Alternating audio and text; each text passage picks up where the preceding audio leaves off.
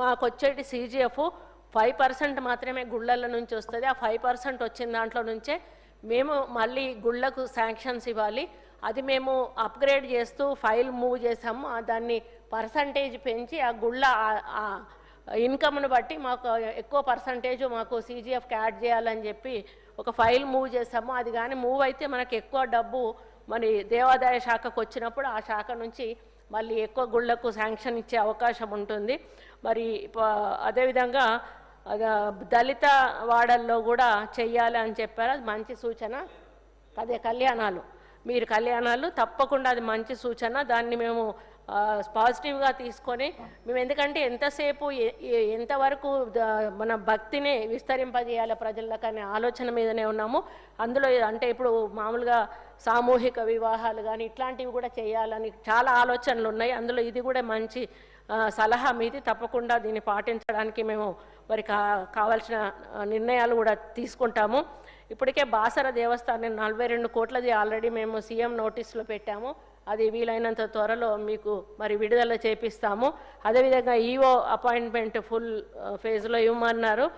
కొంత స్టాఫ్ ఒక షార్టేజ్ వల్ల ఇవ్వలేకపోతున్నాం. కానీ బాసరకు మాత్రం తప్పకుండా స్పెషల్గా ఒక ఈఓను అపాయింట్ చేస్తాము.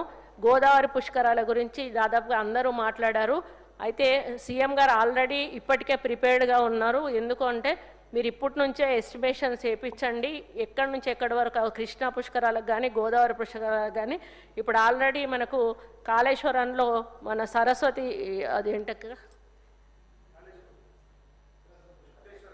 కాదు, ముక్తేశ్వరం కాదు కాదు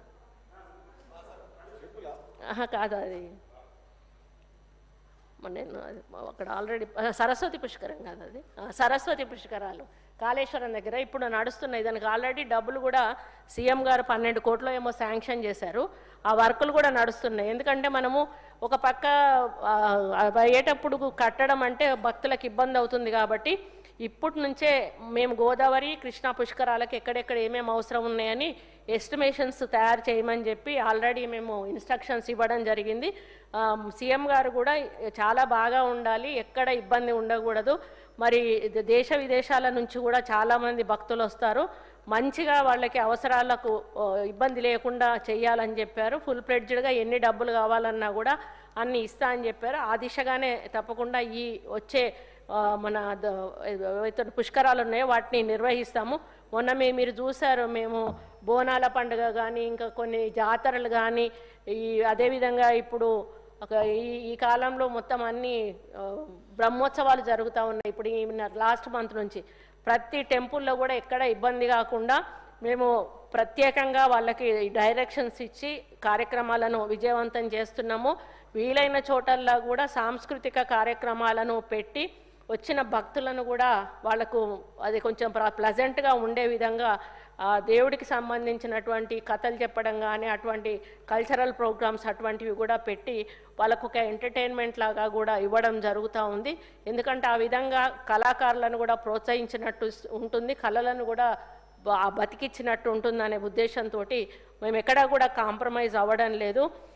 భద్రాచలం విషయంలో మన అన్న మాట్లాడిండు. భద్రాచలము ఆల్రెడీ సీఎం గారు చెప్పారు, అక్కడ ల్యాండ్ అక్విజిషన్ కొంత ప్రాబ్లం వస్తుంది, 70 కోట్లు రిలీజ్ చేసి ఉన్నారన్న.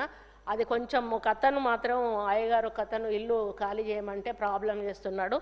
అది మళ్ళీ ఇంకొకటి అక్కడ ఒక టెంపుల్ ఉంది, అక్కడ వరకు వెళ్ళి పడకూడదు, ఏదన్నా కదిలిస్తే ఆ పాత టెంపుల్ పడిపోయే అవకాశం ఉంది అని మనకు డైరెక్షన్ వచ్చింది. మొన్న వర్షంలో అది కొంచెం కిందకు కూలింది. అది ఏమన్నా పడిపోతే మళ్ళీ దానికి ఏమన్నా అంటే కొంచెం అనుమానాలు అట్లా వస్తాయి భక్తులకు అనేటువంటి ఉద్దేశంతో కొంత